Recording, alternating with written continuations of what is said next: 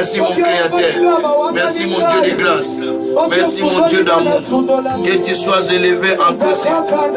Que tu sois adoré en tout surtout, Seigneur. Que tu sois adoré en tout surtout, mon Dieu. Merci Jésus. Merci mon Seigneur.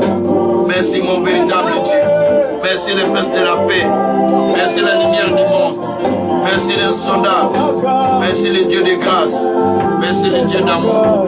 Shitarabababababa. Lubruku shitarababababa. Libreku shitarabababa. Iyababaraku shitarababa. Libreku shitarabababa. Iyababaraku shitarabababa. Libreku shitarababa. Yebereku shitarabababa. Yebreku shitarabababa. Zubruku shitarabababa. Sekeberiku shitarabababa. Sabrakara kushikaria baroku sekiria baba. Miriba baroku tekiria baroku shitara baba. Merci mon Dieu. Merci mon roi. Merci mon Seigneur. Merci mon véritable Dieu. Sois adoré mon Père. Sois loué mon Seigneur. Sois glorifié mon véritable Dieu. Sois élevé le Dieu souverain. Sois loué le Dieu de gloire. Le Dieu de compassion. Le Dieu de paix. Le Dieu de miséricorde. Le Dieu qui était, qui est, qui vient. Le Dieu qui ne change pas. Mon cœur te célèbre, Papa. Mon âme est le Seigneur. Mon esprit te glorifie. Ma conscience te bénit. Mon cœur te soucie, te célèbre, Père. Tu es le Dieu juste. Tu es le Dieu fidèle. Tu es le Dieu d'Israël. Tu es le Dieu de Jacob. Tu es le Dieu de compassion. Seigneur, je vais demeurer dans ta parole. Demeurer à côté de ta parole. Demeurer à côté de ta parole. Demeurer à côté de ta parole. Et c'est là que je cherche, Père. C'est pourquoi, Père éternel, garde-moi dans ta parole. Oh Dieu, garde-moi dans ta parole tout puissant. Je veux, Seigneur, garder tes vérités dans mon cœur, Seigneur de gloire. Mon Dieu, mon roi, car tes paroles sont plus précieuses que l'or, que beaucoup d'or, frère Seigneur. Plus que Seigneur, plus que l'or tout puissant. Ils sont plus douces que le miel dans ma bouche, mon Dieu. C'est pourquoi, Père éternel, moi, ton serviteur, je l'aime parce qu'il m'a averti, Seigneur, de beaucoup de choses. Merci, Père éternel. Merci, mon Dieu, mon roi. Merci, le Tout-Puissant. Sois adoré, sois loué, sois glorifié infiniment par le nom puissant de notre Seigneur Jésus-Christ. Merci, mon Dieu. Merci, mon Seigneur. Merci, mon Seigneur de gloire. Merci, Dieu de gloire. Merci, le Dieu de justice. Merci, le Dieu de paix. Merci, le Dieu de miséricorde. Je te célèbre, Père, ce soir. Donne-moi ton Esprit Saint pour enseigner ton peuple. Dispose le cœur de chacun de nous pour saisir ta parole. Dispose le cœur de chacun, Seigneur, pour saisir la profondeur de ta parole. Sois adoré, mon Dieu. Sois loué, mon Créateur. Sois loué, le Dieu de grâce. Sois magnifié, le Dieu de salut. Sois adoré pour ce que tu as accompli dans nos vies. Glorifie-toi, notre Dieu. Magnifie-toi, notre Seigneur. Exalte-toi, notre roi, de l'amour. Merci, mon Père. Merci, mon Dieu. Merci, mon roi. Merci, mon Seigneur. Merci, mon véritable Dieu. Sois adoré, Papa. Sois loué, mon Seigneur. Sois glorifié, mon Créateur, Seigneur de la terre. Sois exalté, Dieu de grâce. Par le nom de Jésus. Par le nom de Jésus. Par le nom de Jésus. Alléluia. Alléluia.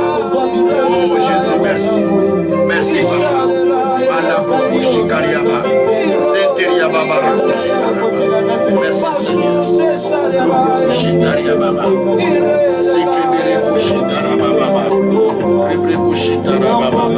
Merci, Seigneur. Merci, Papa. Merci, mon Dieu. Merci, Seigneur. Alléluia. Merci, Seigneur. Merci, Seigneur. Alléluia. Merci, mon Dieu, mon roi. Par le nom de Jésus. Alléluia. Sois adoré, Seigneur. Sois glorifié, notre Dieu. Par le nom puissant de notre Seigneur Jésus-Christ. Gloire et louange à toi, notre Seigneur Jésus-Christ. Amen. Voilà, Dieu soit loué. Nous passons à notre enseignement de ce jour, qui est vraiment un enseignement qui sera très, très, très riche pour chacun de nous. Dieu nous aidera à comprendre profondément ce que nous devons expérimenter pour ce que nous devons enseigner. Que le Tout-Puissant soit loué. Vous savez, à chaque fois que nous enseignons comme ça, nous sommes là, nous apprenons des choses, mais nous grandissons aussi dans la foi au même moment sans le savoir. On est en train de grandir dans la foi, on grandit dans la connaissance, on grandit en tout, mais sans que nous tenons peut-être, sans que nous tirons attention que nous sommes en train de grandir au même moment dans la foi. C'est pourquoi nous avons l'habitude de vous enseigner la parole de Dieu avec beaucoup d'amour, parce que la parole a été prêchée avec beaucoup d'amour. Et comme ça, elle prend place dans le cœur des gens, elle prend place dans l'intérieur de chacun.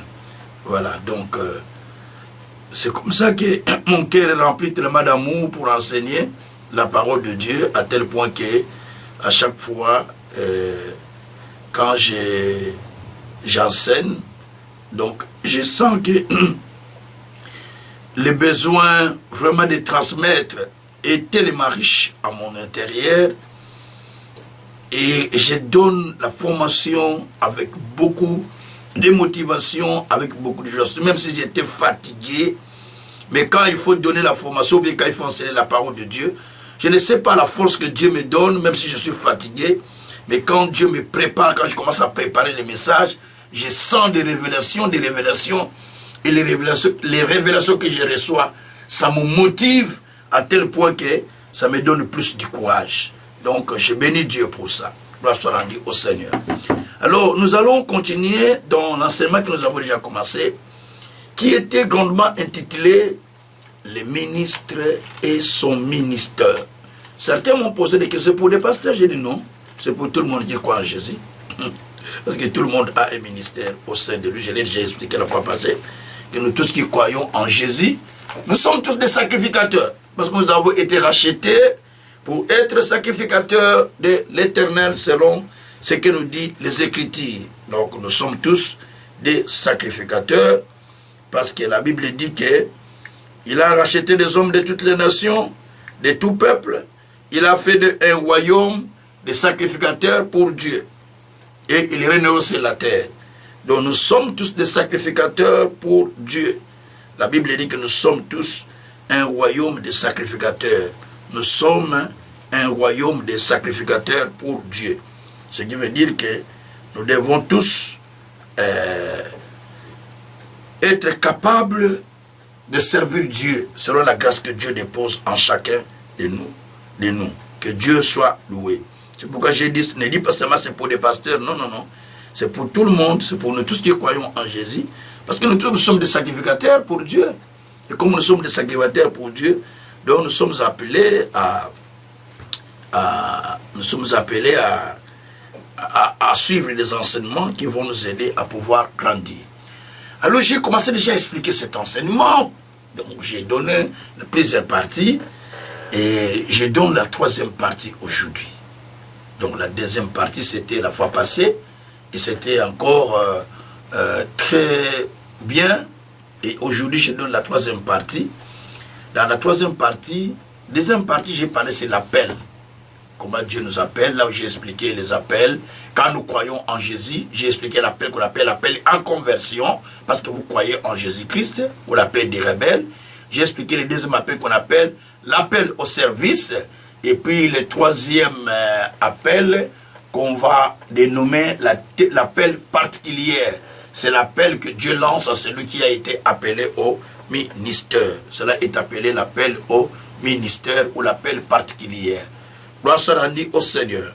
Mais ici, nous allons développer précisément, on va parler sur l'appel. Mais cet appel dont je vais parler, je continue plutôt sur les conditions des appels. Conditions des appels, et nous allons développer plusieurs parties là-dedans qui vont nous amener encore à aller plus loin. Gloire soit rendue au Seigneur. Alors, je retourne sur la condition des appels. J'avais la fois passée expliqué les 7 facteurs importants pour comprendre la volonté de Dieu. C'est cela que j'ai expliqué. C'est une partie de l'appel. Comment comprendre la volonté de Dieu quand tu es un enfant de Dieu, quand tu es croyant.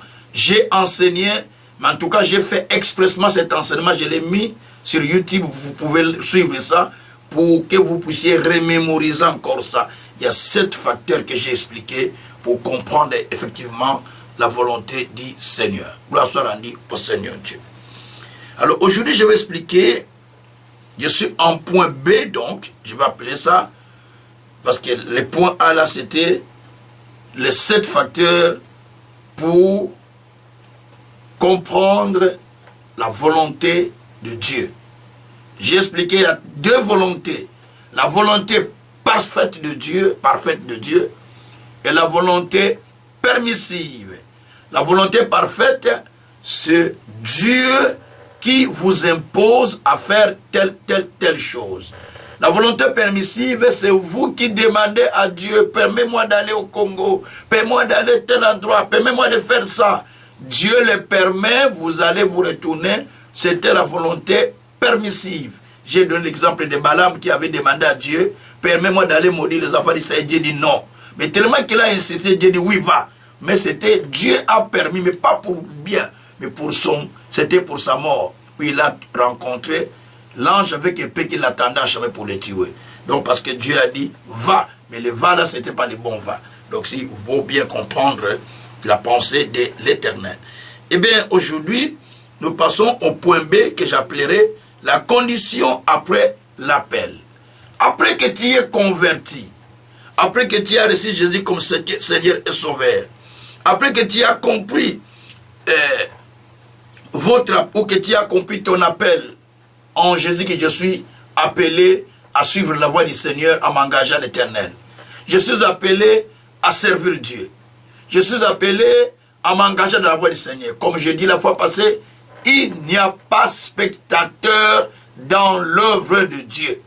Si vous êtes spectateur, à partir de ce jour, prenez la décision de s'engager à servir Dieu à n'importe quelle voie. Pourquoi? Parce que dans la parole de Dieu, il est dit dans Apocalypse, chapitre 5, verset 9, qu'il a racheté des hommes et de femmes, de toutes les races, de toutes les tribus, de tout peuple, hein? Il parle par son sang. Et il a fait d'eux un royaume de sacrificateurs pour Dieu.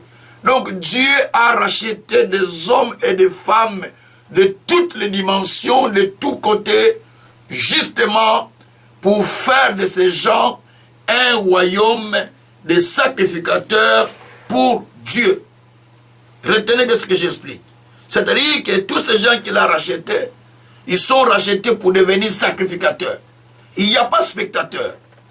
C'est pourquoi dans Ephésiens 2, au verset 10, la Bible dit que nous avons été créés en Jésus-Christ pour de bonnes œuvres que Dieu a préparées d'avance afin que nous puissions l'accomplir. Donc il y a des choses que Dieu a déjà dessinées, a déjà préparées, que toi tu devras faire. C'est déjà dessiné. Il y a des personnes que Dieu déjà a prédisposées pour que toi tu les amènes au Seigneur. Il y a des choses que toi tu dois faire, que Dieu a disposées. C'est pourquoi dans certains endroits quand tu arrives, des fois ces gens-là tu trouves, ils n'ont pas du pain. Dieu a voulu qu'il manque parce que toi il t'a déposé l'argent pour donner du pain à ces gens-là. Dans certains endroits tu arrives, ils n'ont pas de toit. Dieu t'a disposé pour que tu donnes du toit à ces gens-là. En certains endroits tu arrives, ils sont dans le péché. Dieu t'a disposé pour que tu puisses sortir ces gens-là du péché. Donc, ce qui veut dire simplement que tu ne peux pas chômer dans l'œuvre de Dieu. Il n'y a pas de chômeur auprès de Dieu. Tout le monde doit servir Dieu selon les capacités, selon les dons, les grâces qu'il a à l'intérieur de lui.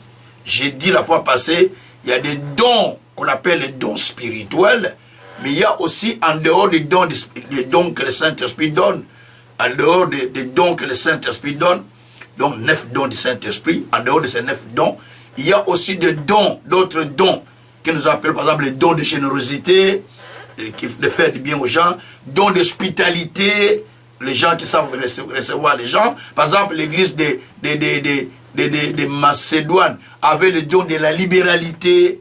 Les gens qui donnaient beaucoup pour aider les gens, ils avaient le don de la libéralité. Il y a ceux qui avaient le don, par exemple, donc voilà, tous ces dons que Dieu donne, donc il les donne à chacun. Il donne ses capacités à chacun, envie de pouvoir les mettre au profit des autres. C'est pourquoi la Bible dit dans 1 Pierre, au chapitre 4, verset 10, que chacun mette au service des autres le don qu'il a reçu de la part de Dieu. Attention, nous serons jugés selon ce que nous avons reçu. Et il nous sera demandé selon ce qu'on a reçu. Parce que la plupart des gens pensent que seulement c'est les pasteurs qui ont reçu. Non, non, non, non. L'affaire de Dieu n'est pas l'affaire du pasteur. C'est l'affaire de tout le monde. C'est pourquoi Jésus a dit, il faut que je m'occupe des affaires de mon Père. Tout le monde était rentré de la fête de Jérusalem. Il était parti avec les parents. Mais lui, il est resté là-bas pour s'occuper des affaires de son Père. Quand les parents le cherchent, il dit, mais ne savez-vous pas qu'il faut que je m'occupe des affaires de mon Père? Nous sommes dans Luc 2, versets 46 à 51. Donc, ce qui veut dire simplement que dans la chose de Dieu, il n'y a pas le spectateur. Nous tous, nous devons participer pour l'avancement du royaume. D'autres personnes ont la grâce de prêcher. Certaines ont la grâce d'amener les âmes au salut. La Bible me dit que comment entendront-ils la bonne nouvelle s'il n'y a pas les gens qui prêchent? Et comment prêcheront-ils s'ils n'ont pas été envoyés? Comment iront-ils s'il n'y a pas les gens qui les envoient? Donc il faut qu'il y ait toute catégorie de personnes, ceux qui envoient, ceux qui intercèdent, ceux qui soutiennent, ceux qui s'engagent au salut des âmes, ceux qui s'engagent à l'évangélisation, ceux qui s'engagent à l'intercession, ceux qui s'engagent... Imaginez comment j'ai fait ce boulot-là. S'il n'y a pas de gens qui prient pour moi, qui intercèdent pour moi, comment je vais enseigner? Il faut qu'il y ait des gens qui prient. Il faut qu'il y ait des gens qui soutiennent. Je bénis Dieu parce que Dieu m'a donné une femme qui est une femme de prière. Elle fait beaucoup de boulot à côté de moi. Elle intercède sur son travail, c'est un don que Dieu lui a donné. Donc il peut prendre des heures d'intercession. Donc ça déjà c'est la grâce qu'elle a. Donc il faut qu'il y ait des gens qui prient par exemple pour le salut des âmes. Les gens qui prient par exemple pour la souffrance du Congo. Les gens qui prient par exemple pour la souffrance de l'Afrique. Les gens qui prient par exemple pour les gens qui sont malades. Les gens qui par exemple, qui donnent leurs moyens. Les gens, par exemple, qui disent, ah, moi, je vais soutenir le ministère de Papa Kaza, je vais me faire partenaire. Les gens qui peuvent dire, voilà. Donc, chacun a le don qu'il doit pouvoir mettre au service de Dieu.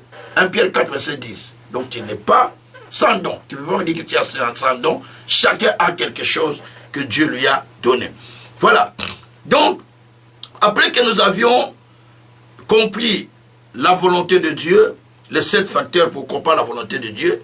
Alors, il nous faut maintenant développer, première chose, quand tu comprends la volonté de Dieu, que Dieu m'appelle, par exemple, pour rester à l'église, Dieu m'appelle à rester en France, Dieu m'appelle à rester en Angleterre, Dieu m'appelle à rester, par exemple, à Conakry, en Côte d'Ivoire, ou bien au Sénégal, à Dakar, ainsi de suite, en Angola, peu importe là où vous êtes.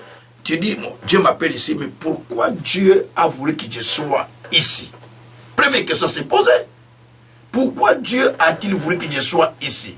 Certainement, il y a quelque chose que Dieu veut que tu puisses faire dans cet endroit où tu es. Et quand tu commences à comprendre ce que Dieu veut que tu fasses là, maintenant, il faut développer la confiance totale en Dieu. Quand tu développes la confiance totale en Dieu, deuxième chose à faire, donc, il faut se fier, il ne faut plus se fier à tes idées. À tes idées, est-ce que je vais réussir? Est-ce que je vais faire la chose, ça va aller? Mais si tu as compris que c'est Dieu qui a voulu que je fasse ça, pourquoi tu vas encore te poser des questions? Donc, si la parole t'a convaincu que c'est Dieu, maintenant, ne te fie plus à tes idées. Romains 12. Ne te fie pas à tes opinions. Ne te fie pas à tes idées. Mais, confie-toi aux pensées de Dieu, à la parole. Et finalement, troisièmement, ce qu'il faut faire, il faut avoir la reconnaissance envers Dieu. C'est-à-dire que reconnaître que c'est Dieu qui est le tout pour ta vie. C'est lui qui peut tout faire dans ta vie. Et là, tu peux voir que tu peux aller loin. Alors, quand tu fais tout ça, évitez tes opinions à toi, parce que les problèmes qui bloquent les enfants de Dieu, c'est un problème des opinions. Sûrement bien. Un problème d'opinion. L'apôtre Paul dit dans Romains 12, verset 3, que chacun de vous n'ait pas une très haute opinion de lui-même. Votre problème, c'est votre opinion de soi-même, qui est la cause de tout blocage dans la vie, qui est la cause de toutes les difficultés dans la vie. Votre opinion à vous, ça peut vous bloquer. Ça peut vous empêcher de ne pas aller loin. On peut vous donner la parole. La parole là, elle est venue pour vous sauver. Mais vous avez tellement une opinion, une haute opinion de soi-même. C'est-à-dire que vous avez la façon de voir les choses de votre manière, sans que vous vous référez à la parole de Dieu, sans que vous vous référez à l'écriture. Vous bloquez Dieu de ne pas faire. Vous savez que vous pouvez bloquer Dieu. Peut-être que vous ne savez pas. Vous pouvez bloquer Dieu. Dieu ne peut pas aller au-delà de votre volonté. Suivez-moi bien. Il agit au-delà de ce que nous demandons, au-delà de ce que nous attendons, mais Dieu ne peut pas aller au-delà de ta volonté. Donc c'est toi qui limites Dieu par ta volonté. Si tu dis, je limite Dieu par ici, Dieu se limite là où tu te limites. Si tu dis, mon Dieu n'est pas trop petit, je l'élargis. Donc Dieu aussi s'élargit. Donc la dimension que vous donnez à Dieu, Dieu vous traite selon cette dimension. Ne doutez, ne vous étonnez pas. Vous allez voir, certaines personnes ont tellement une foi que... Donc, vous allez dire non, je n'ai jamais vu une telle foi. Donc, parce que c'est la dimension qu'il a de Dieu. Mais moi, j'ai vu une maman qui dit ça. On est à Bandal à l'époque, avec le pasteur Ofion qui dirigeait l'église de Chapelle de Vainqueur. Son enfant est mort à l'hôpital. Mais il ne veut pas qu'on mette l'enfant à la morgue. Regarde la dimension de son Didi. Je n'ai pas un Dieu qui accepte la mort des enfants. J'ai un Dieu qui a dit que je n'aurai pas les enfants pour les voir périr. Il a retenu cette parole sans savoir les versets. Il a dit, je n'ai pas un Dieu qui a dit que mon enfant doit périr, mais Dieu a dit, je n'aurai pas les enfants pour les voir périr. Ésaïe 65, verset 20. Il a retenu cette parole, il a dit, mon enfant ne peut pas mourir. Il prend l'enfant, il retourne avec à la maison, tacti à la maison. L'enfant est mort, hein? Il retourne à la maison. Il prend les bassins d'eau, il met l'eau, il ne pleure pas. Il dit, je ne pleurerai pas s'il va partir. Les gens disent, mais les gens pleuraient. Il dit, moi je ne pleure pas, Seigneur. Si c'est toi qui as dit, je vais avoir mon enfant de trouver la vie. Il a pris les bassins d'eau, il a mis l'eau. Elle a prié, elle a dit, Seigneur, tu as dit, j'ai le pouvoir de changer l'eau en sang à tout moment que je vais. C'est-à-dire, toi tu as dit. Ça c'est Apocalypse, chapitre 11, verset 6 qui dit ça. Que nous avons le pouvoir de changer l'eau en sang à tout moment que nous voulons. Voyez un peu ça? Et il va encore. La Bible dit dans Lévitique 17, verset 11, la Bible dit 11 et puis verset 14, tous les deux versets. La Bible dit la vie d'une personne est dans son sang. Je l'ai livré à l'autel pour vous. La vie d'une personne est dans le sang. Il dit Seigneur, la vie d'une personne est dans le sang. C'est ce temps-là que j'ai changé en sang de Jésus. C'est devenu que j'ai changé en sang de Jésus. C'est devenu le sang de Jésus. Donc la vie de Jésus, donc la vie de Jésus est dans ce taux-là. Donc ce taux-là, ce n'est plus l'homme, mais c'est le sang de Jésus. Alors la vie de Jésus est dans ça. Donc si moi je mets sur mon enfant, la vie de Jésus, l'enfant revient à la vie. Yaya, quelle dimension de foi. Quelle dimension.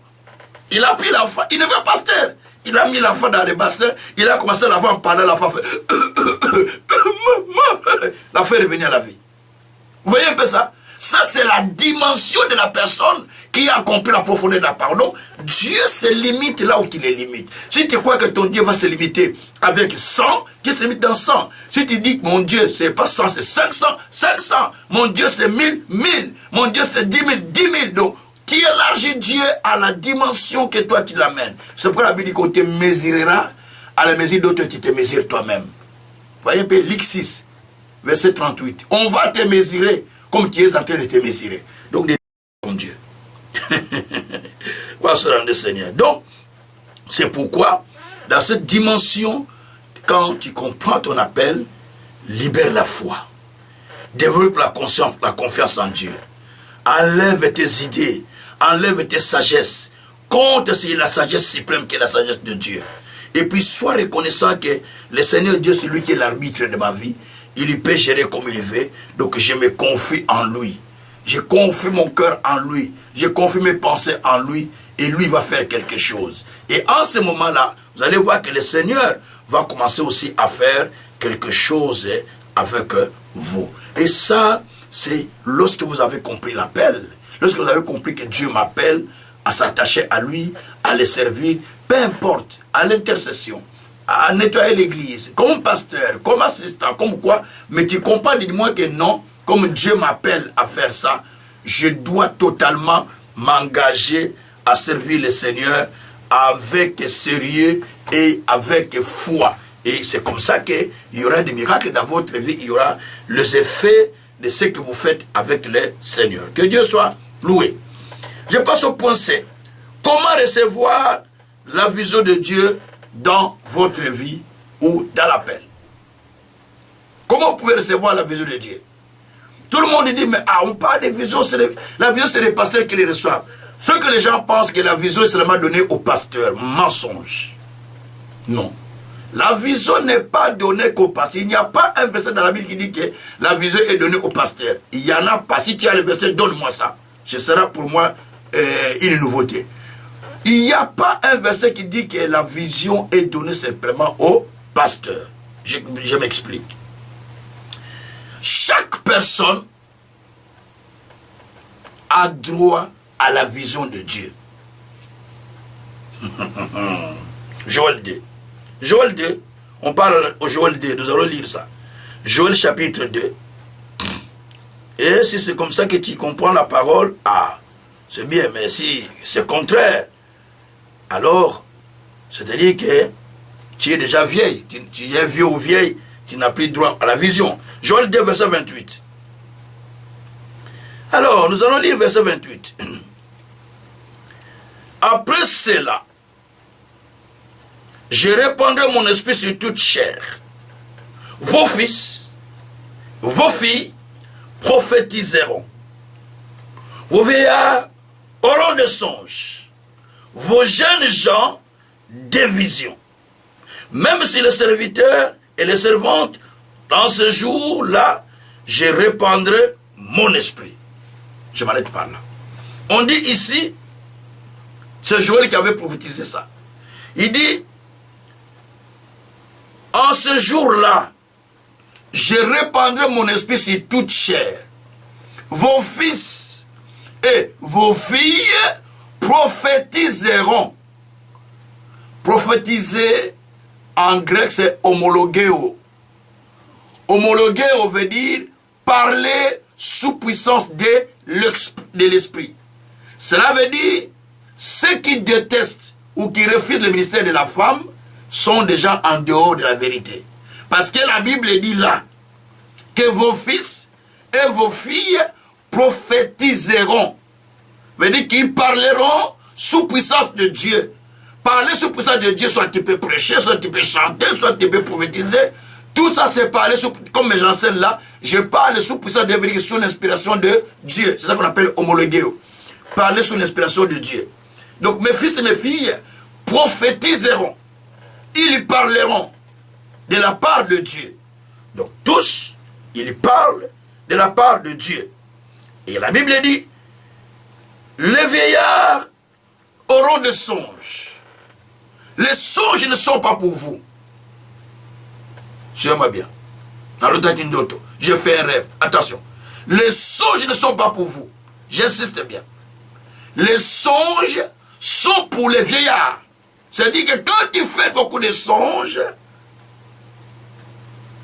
tu es déjà revêtu l'esprit de vieillard. Je vais expliquer. Parce que dans le songe, il n'y a pas la clarté. Il y a les messages que Dieu te donne qui sont pêle-mêle. Mais dans la vision, il y a les messages clairs de Dieu. il y a un message central. Il y a un message que Dieu va te dire. Qui cadre avec quelque chose qu'il veut faire, ou bien qui annonce, ou bien qui avertisse, ou bien qui te donne pour faire une prière pour la personne. Ça, c'est la vision. Mais les songes, ça vient comme ça. La Bible dit que les songes naissent par multitude d'occupations. Ecclésiaste 5, verset 2. Les songes naissent par une multitude d'occupations. Mais par les songes aussi, Dieu parle. Job, chapitre 33, verset 14 à 15. La Bible dit, Dieu parle d'une manière comme d'une autre. Tantôt par des songes, par des visions nocturnes, pendant que nous dormons dans notre sommeil, ou au travers d'une souffrance, ou d'un événement, par la souffrance, Dieu nous instruit. Donc, Dieu nous instruit de plusieurs manières. Mais je mets l'accent sur la vision, pas sur les songes. Il dit les songes sont pour les vieillards. Parce que eux qui rêvent beaucoup, les vieillards. Je ne dis pas comme si vous rêvez que vous êtes vieux. Je veux que ça va vous choquer. Non, c'est pas ça. Mais c'est juste une façon de parler. Les songes, c'est pour les vieillards. Et vos jeunes gens auront des visions. Les jeunes auront des visions. C'est là où on parle. C'est-à-dire, les jeunes auront l'orientation. Les jeunes auront la vision. Au fait, les visions et les rêves constituent un langage spirituel que Dieu, par lequel plutôt Dieu parlait à son peuple. Ça constitue un langage spirituel par lequel Dieu parlait à son peuple. Gloire soit rendue au Seigneur. Alors, donc, là nous voyons que Dieu donne la vision, et dans la vision, il donne le discernement. C'est-à-dire que dans la vision, il y a le plan de Dieu qui est dévoilé. Parce que la vision, c'est le dévoilement du plan de Dieu à l'égard de l'individu. La vision, c'est Dieu qui révèle à une personne ce que Dieu veut qu'il soit ou ce que Dieu veut qu'il fasse. Nous allons prendre un exemple de Joseph. Il a rêvé, dans la vision était révélé ce qui devait devenir un jour, ce qui devait devenir un jour. Donc ça c'est la vision. Alors, ce que vous voulez devenir peut provenir de votre propre ambition. Suivez-moi bien. Ce que vous voulez devenir peut provenir de votre propre ambition, ou votre ambition peut enfanter cela. Suivez-moi bien. Mais, ce que vous êtes destiné à être ne vient pas de l'ambition. Ce que vous êtes destiné à être vient par la découverte de la vision que Dieu vous a donnée. J'explique. Ce que vous voulez devenir, vous voulez devenir, cela maintenant dépend de vos ambitions. Mais ce que vous êtes destiné à devenir, ce que vous êtes destiné à être, ça ne dépend pas de vos ambitions, mais cela dépend de la découverte de la vision que Dieu a voulu pour vous. Joseph, aucune ambition ne l'a amené là où il était parti. Aucune. Mais Joseph, s'il est parti là, parce qu'il a découvert, voyez, il a découvert en quoi il était appelé. Dieu l'attendait en quoi? Dieu l'attendait à devenir un grand, à gérer les gens, à devenir un responsable. Et quand il a compris, il a commencé à travailler par rapport à ce qu'il attendait.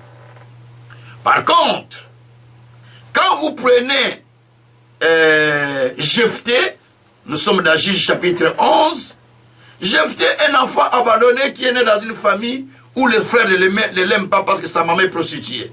Alors, ses demi-frères ne l'aiment pas. Il est chassé même par ses frères. Il commence à dormir dans la rue avec des amis. Il passe sa vie avec les amis. Maintenant, lorsque le pays de son père est attaqué, Galad est attaqué par des ennemis, maintenant il faut quelqu'un de fort pour aller combattre. Mais Jephthé est un homme fort. Maintenant, ses frères vont, les anciens du pays, vont aller les chercher en disant, viens combattre pour nous sauver, parce qu'ici nous sommes attaqués. Il dit, ah, si je viens, qu'est-ce que vous allez me donner? Vous m'avez chassé, je devais faire une prostituée.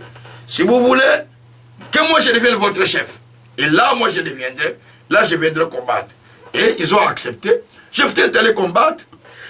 Il est devenu juge en Israël, il est devenu chef en Israël. Que ce sont ces ambitions qui l'ont amené, qui l'a amené, ou qui l'ont amené à devenir juge. Donc des ambitions peuvent t'amener quelque part. Mais ce n'est pas la destinée, mais les ambitions qui t'ont amené là-bas. Mais la vision t'amène à être ce que tu étais destiné à être. Il y a un président des États-Unis qui a tellement lutté pour devenir président, il est devenu, mais il n'a pas fini même le mandat, il est mort, Roosevelt. Il est mort. Mais il a tellement désiré être président. Donc l'ambition peut t'amener là où tu désires. Mais la vision te place selon ce que Dieu a voulu que tu sois. C'est ça la vision. Alors, la vision, c'est la compréhension du plan de Dieu à votre égard. Quel est le plan de Dieu pour ma vie? La vision, c'est comprendre la raison pour laquelle tu vis sur terre. Tu travailles, tu fais tout, mais quelle est la raison de Dieu sur terre? Après que j'aurai ma pension, quel est le but de Dieu pour moi sur la terre? La vision, c'est le but que Dieu a pour vous sur terre.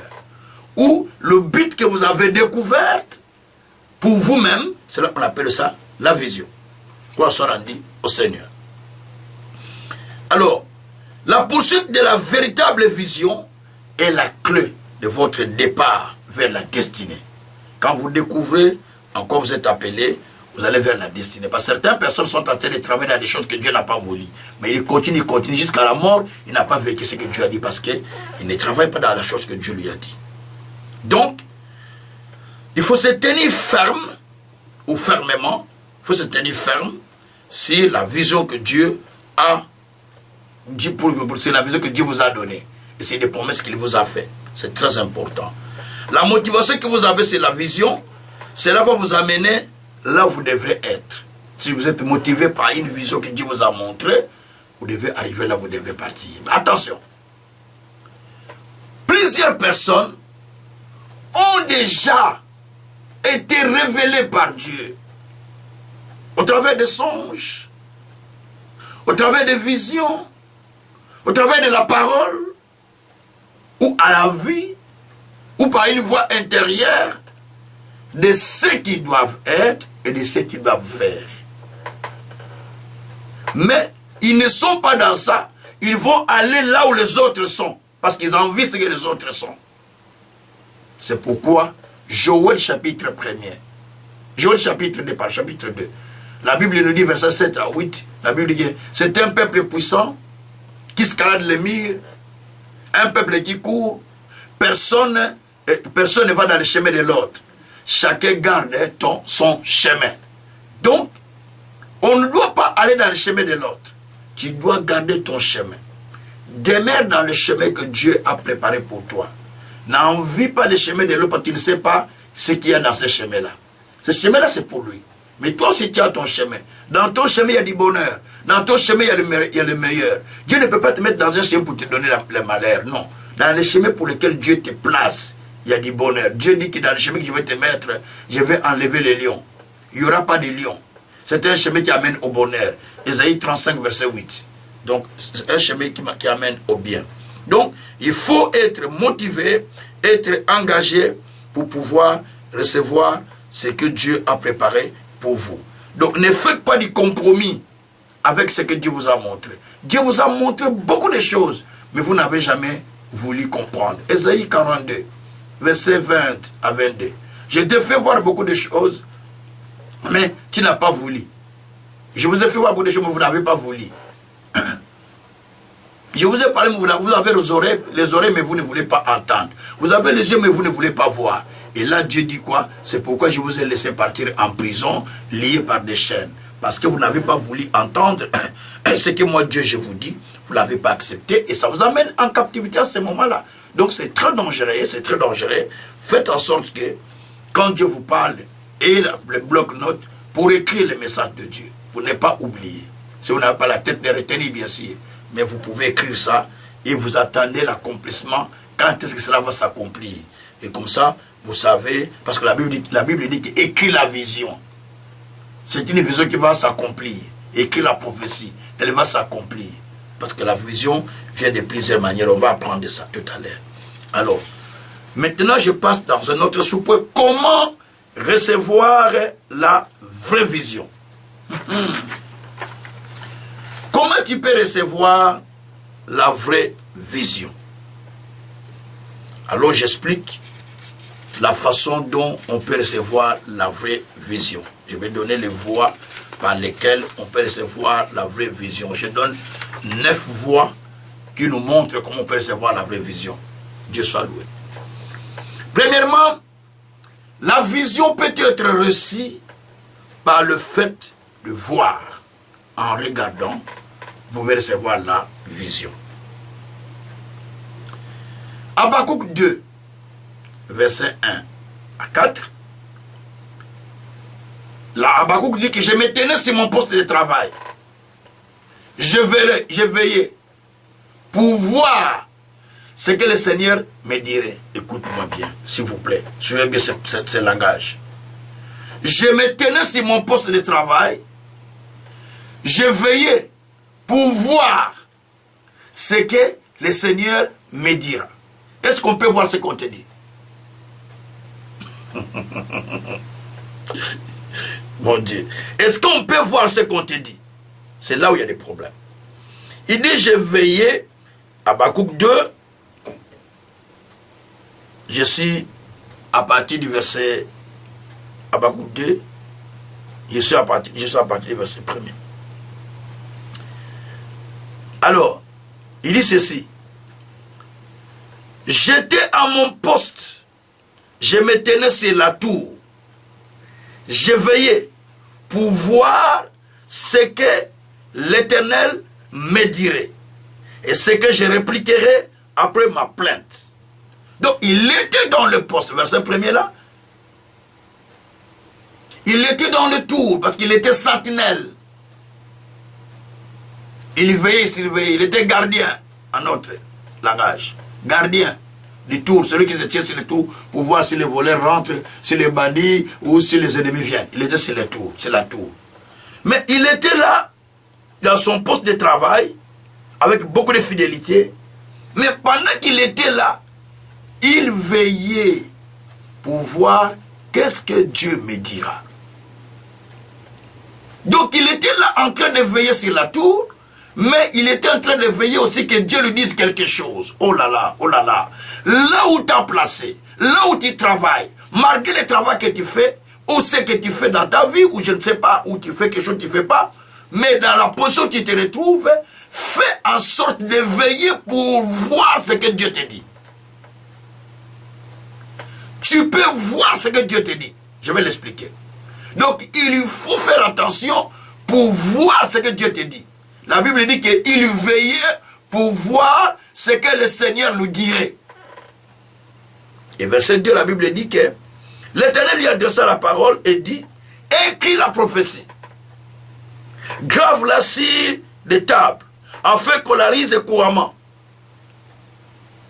Car c'est une prophétie dont le temps est fixé. Elle marche par son terme et ne mentira pas. Si elle tarde, attends-la. Car elle s'accomplira certainement. Donc ici, on va voir que Habakkuk, Dieu lui dit, Habakkuk disait, je vais sur mon poste pour voir ce que Dieu me dirait.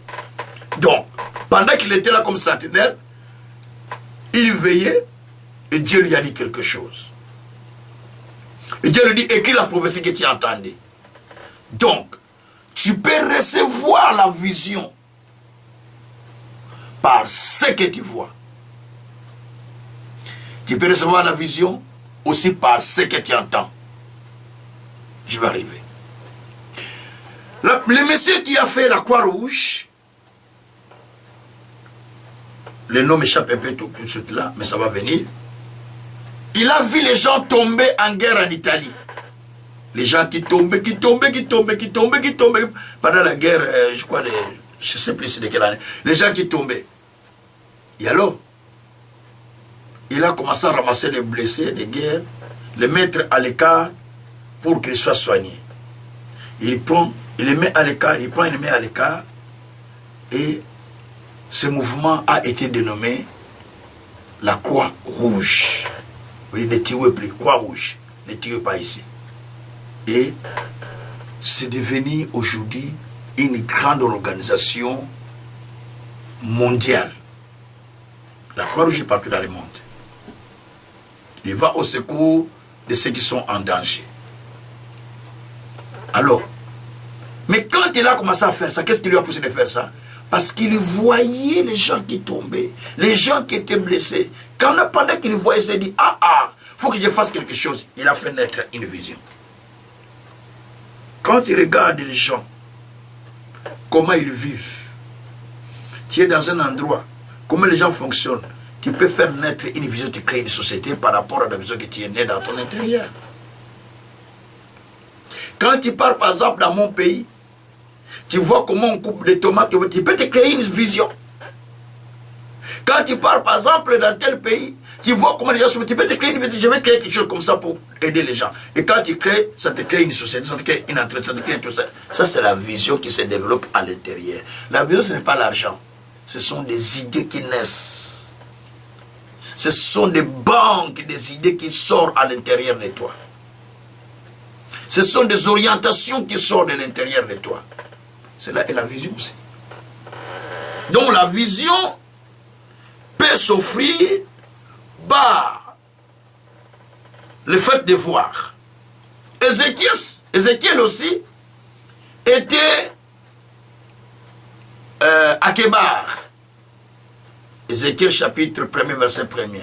La Bible dit qu'il était au milieu des captifs. Mais le Seigneur lui fait voir une vision. Les cieux s'ouvrit et il vit une vision. Donc il était avec les captifs. Et les cieux s'ouvrit, il vit une vision. Ézéchiel 1, verset 1. J'étais parmi les captifs de Kébar. Et les cieux s'ouvrit et je vis une vision. Et Dieu commença à lui parler. Donc la vision, tu peux la voir. Tu peux la voir comme ça. C'est très important. Daniel aussi a vu la vision. Daniel 8, verset 26. Donc, Dieu, il regardait et il a vu que ce qu'il avait vu là, ça devait s'accomplir. Il a dit, cette vision va s'accomplir. Il a lu ça et il a vu l'accomplissement. À partir du verset 24 jusqu'au verset 26, Daniel 8. Donc, vous allez voir comment la vision s'accomplisse. La vision aussi peut te faire voyager. De là où tu es, mais tu es ailleurs. La vision. Aïe, aïe, aïe. On va lire un verset. La vision peut te faire voyager ailleurs. Mais alors que tu es là. Mais ça t'amène dans un autre pays. Ça t'amène dans un autre monde. Tu commences à voir un autre monde qui n'était jamais arrivé. Parce que la vision t'a amené là. La vision t'a amené là où tu n'es pas encore arrivé. Oh Jésus. Mon Dieu. Attends, je vais voir. Je vais voir le verset. Donc, c'est pour dire que la vision, elle est forte. Donc, quand il y a la vision, elle peut t'amener ailleurs. Voilà. Daniel 8, verset 2. Lorsque j'eus cette vision, il me semblait que j'étais à Suse, la capitale dans la province des Lames.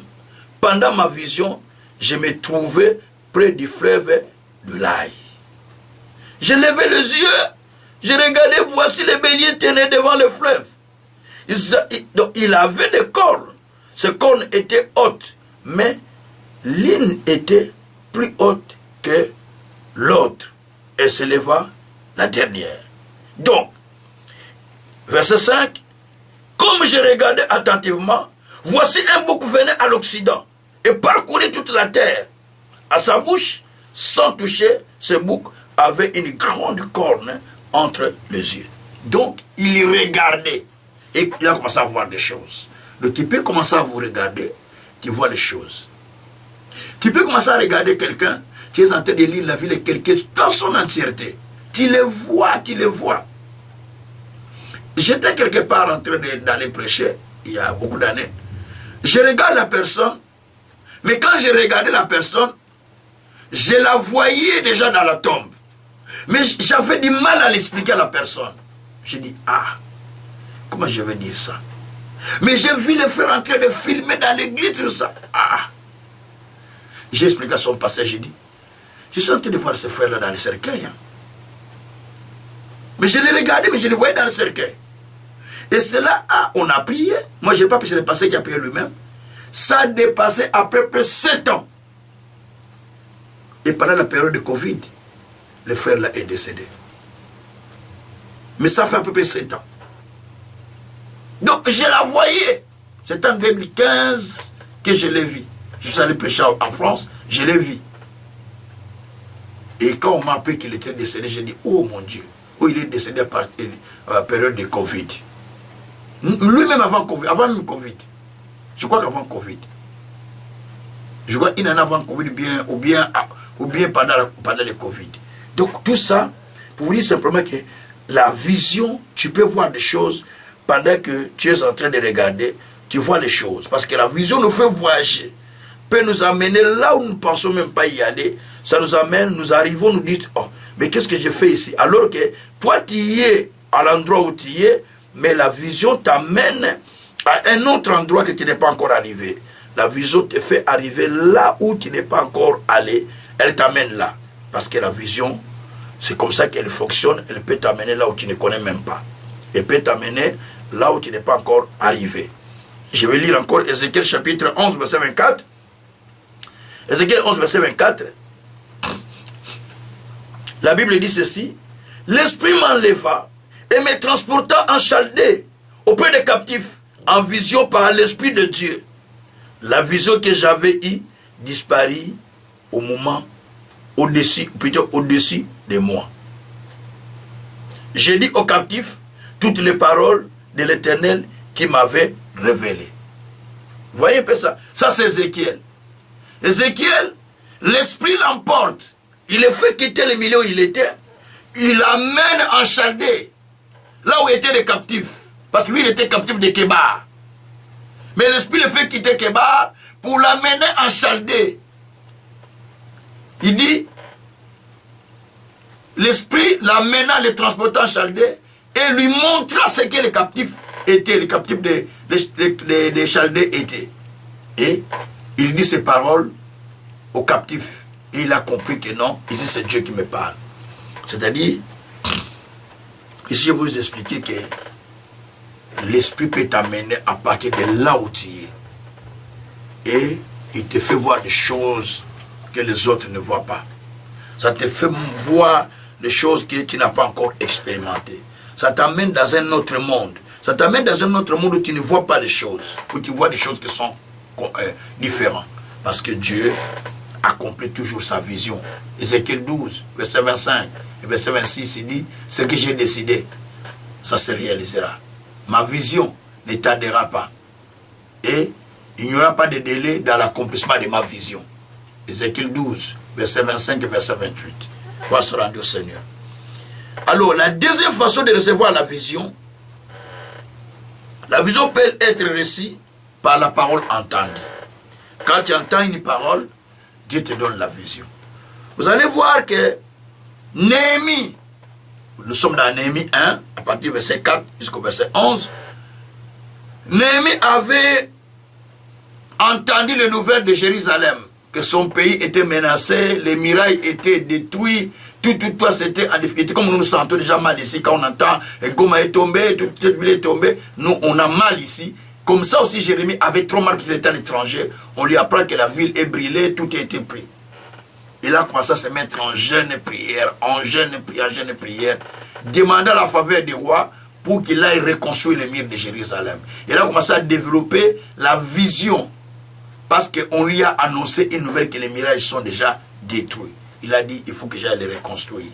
Il a développé cette vision, il s'est mis à prier pendant 3 jours, pour demander la faveur du roi. Le roi lui a accordé la faveur en lui donnant les bois, tout ce qu'il avait besoin pour aller reconstruire les murailles de Jérusalem. C'est ainsi qu'il est allé reconstruire les murailles de Jérusalem avec la vision qu'il avait développée par ce qu'il a écouté.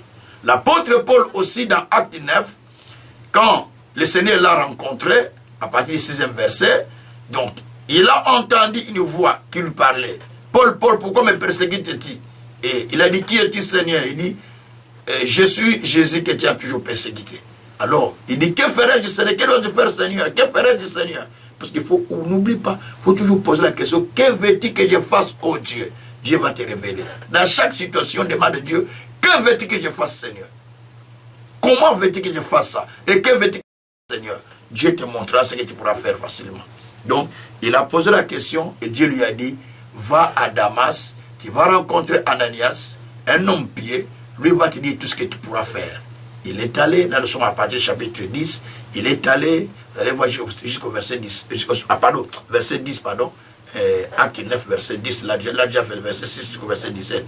Il est allé, à partir du verset 10, il est allé, Ananias lui a expliqué ce qu'il devait faire. Ananias lui avait su peur de lui, mais Dieu lui a parlé que c'est moi qui l'ai envoyé, reçois-le, il sera mon instrument. Donc, tu peux aussi recevoir la vision par ce que tu entends, par une prédication, ou par une voix audible, ou par ce que tu entends comme parole, tu peux recevoir la vision de Dieu.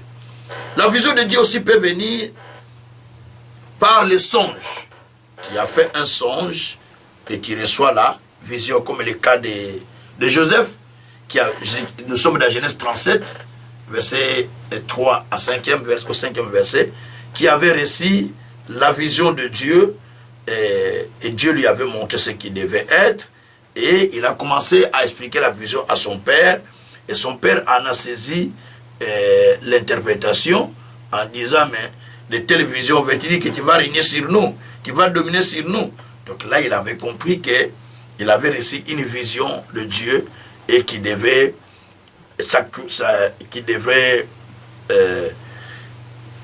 travailler pour cette vision, où il devait se mettre à s'appliquer sur cette vision qu'il avait reçue. Mais quand nous allons dans Acte 10, notamment verset 3, je vais lire, vers la 9e heure du jour, il vit clairement dans une vision un ange de Dieu qui entra chez lui et qui lui dit, Corneille. Les regards fixa sur lui, saisi d'effroi, il répondit, que c'est que Seigneur? Et l'ange lui dit, tes prières, tes aumônes sont montées devant Dieu, et il s'en est souvenu. Envoie maintenant un homme, envoie des hommes plutôt à Joppé, et fais venir Simon, surnommé Pierre. Il est logé chez un certain Simon le Coréen, dont la maison est près de la mer. Voyez? Et il a fait ce que l'ange lui a dit. Donc, là, il était en jour. Pendant la journée, il va voir directement un ange qui rentre dans sa maison. La lumière est entrée. Il commence à lui parler. Corneille, il tourne, c'est qui? Il regarde la personne qui est en face de lui.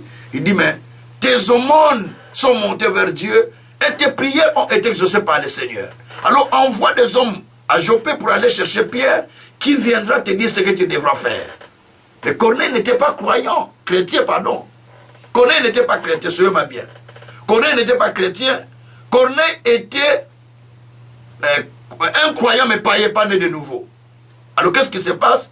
Corneille, il va maintenant envoyer les gens vers Pierre pour faire appel à Pierre afin qu'il vienne lui annoncer ce que Dieu lui avait dit. Gloire soit au Seigneur. Et là, nous allons voir que Corneille a été exaucé par le Seigneur. Il a reçu une vision. La vision du 3e ère. Du 9e ère plutôt. C'est la vision du 9e ère. Et Dieu lui a parlé. Donc, la vision peut être donnée par les songes, peut être donnée par la vision aussi. Quand vous voyez Acte 16, verset 7, Paul était en train de dormir et il entend une voix qui lui dit, viens nous secourir à Macédoine. Viens nous secourir à Macédoine. Il a vu un homme qui lui disait, viens nous secourir à Macédoine. Acte 16, la partie verset 7 au verset 10e. Viens nous secourir à Macédoine. Alors il a compris que donc Dieu les attend à Macédoine, doivent aller secourir les gens à Macédoine.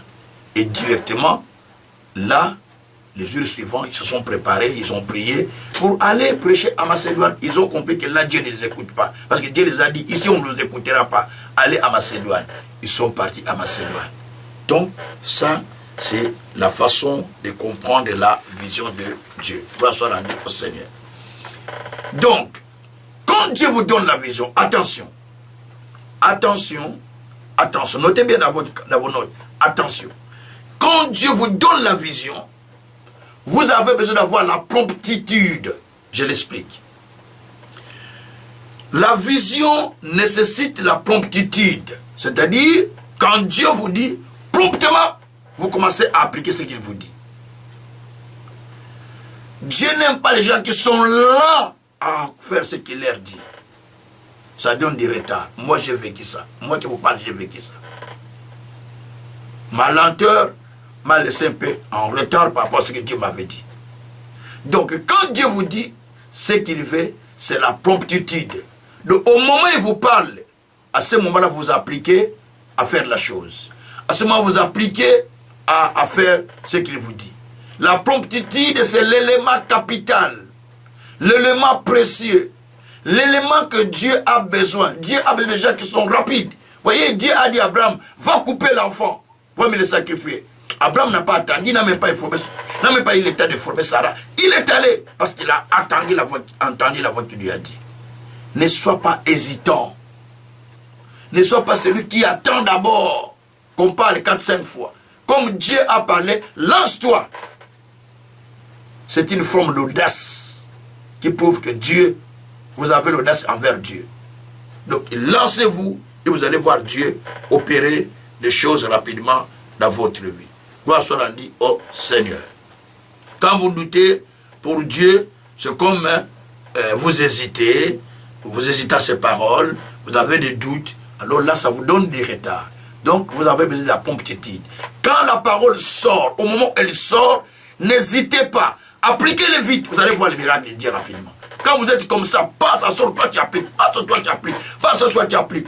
Dieu se met directement à l'œuvre parce qu'il sait que vous avez la promptitude. C'est un élément capital, la promptitude est un élément capital, veut dire que la chose est faite, promptement vous êtes en application. Et là, Dieu dit, cette personne, je vais aller avec lui très loin parce qu'il voit que vous êtes en application rapidement. Ça, c'est un élément aussi. Moi, je vous dis que ça m'a donné du retard parce que j'étais quelqu'un, quand Dieu dit, il faut que je traîne encore à chercher Dieu, c'est celui qui a parlé. Je prends, des fois Dieu dit, mais j'étais déjà parlé, mais je cherche encore des convictions, je cherche encore des confirmations ailleurs. Alors un jour, Dieu me dit, il faut développer la promptitude. Quand je te dis qu'il y a plus qu'un moment, je te parle. Vous voyez? Et c'est très important. Parce que la promptitude donne du retard dans la vie. Alors, quatrième façon de recevoir la vision peut être transmise par la prière. Vous êtes en train de prier et Dieu vous donne la vision, comme le cas de Corneille. Il était en train de prier, acte 10, verset 1 à 8. Il priait, pendant qu'il priait, Dieu est venu lui donner une vision au travers d'un ange. Donc, la vision peut venir comme ça. Donc, il faut prier pour que Dieu vous donne la vision. Pas seulement au pasteur. Demandez la vision de Dieu. Donne-moi une vision claire pour ma vie. Une vision claire pour mes enfants. Une vision claire pour les ministères. Une vision claire pour ça. Une vision claire pour ça. Et Dieu va vous éclaircir. Pour ne pas tâtonner. Gloire soit rendue au Seigneur. Et là, ça sera clair, parce que Dieu va le donner clairement, comme il avait fait avec Daniel aussi. Daniel 9, je peux lire ça aussi. Daniel 9, il y a beaucoup de versets à lire aujourd'hui. Hein. Daniel 9, parce qu'on parle de la vision. Daniel 9. Verset 23. Qu'est-ce qu'il nous dit là-bas? Alors, c'est Daniel qui parle. Daniel dit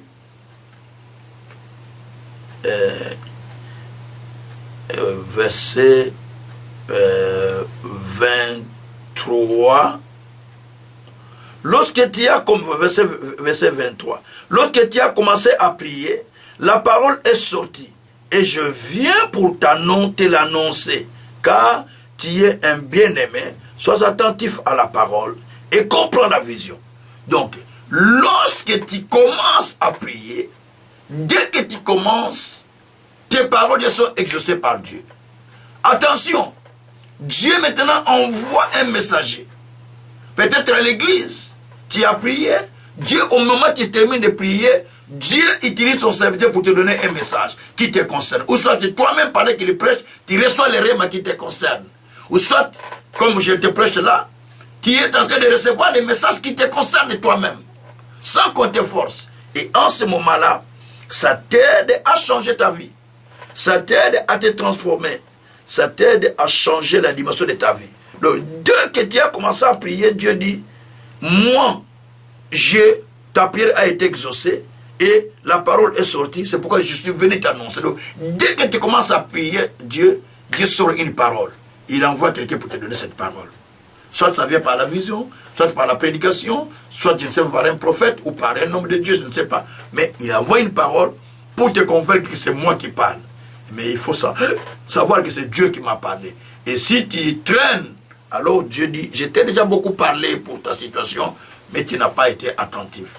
Et là, tu retombes sur le verset d'Ésaïe 42, où Dieu dit que je t'ai parlé, mais tu n'as pas entendu. J'ai ouvert tes oreilles, mais tu n'as pas voulu entendre. J'ai ouvert tes yeux, tu n'as pas voulu voir. Alors je t'ai laissé aller en prison et tu as été lié par des chaînes dans la captivité. Là, tu tombes dans la captivité sans que tu saches. Et pour y sortir, il faut encore beaucoup d'efforts, beaucoup de prières. Donc ça, c'est des choses qu'il faut éviter dans la vie. Gloire soit rendue au Seigneur. Cinquièmement, la vision peut être réussie aussi par la lecture, la méditation et l'écoute de la parole. Voilà. La vision peut être réussie aussi par la lecture de la parole, par la méditation, par l'écoute de la parole. Tous ces moyens-là, Dieu peut les utiliser pour vous donner une vision. Vous méditez la parole, Dieu vous parle. Vous lisez la parole, Dieu vous parle. Donc, Dieu peut utiliser votre méditation pour vous parler. Dieu peut utiliser votre lecture pour vous parler. Voyez, donc pendant que vous méditez la parole, Dieu tente aussi de vous parler. Pendant que vous méditez, Dieu vous parle. David dit dans Psaume 77 ou 77, versets 6 à 7, « Je pense aux jours anciens, aux années d'autrefois. Je pense à mes cantiques pendant la nuit. Je fais des réflexions au-dedans de mon cœur. Et mon esprit médite. » Mon esprit fait quoi? Médite. Donc je pense et mon esprit médite. Donc la méditation peut aussi libérer en vous,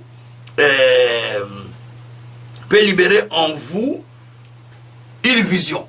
Pendant que vous méditez, une pensée vient, ça sort. Vous notez quand une bonne pensée vient, notez-les à côté. Parce que c'est là que Dieu veut jeter sur vous. Parce que très souvent, des fois, des bonnes choses viennent dans notre tête, mais on n'a pas noté.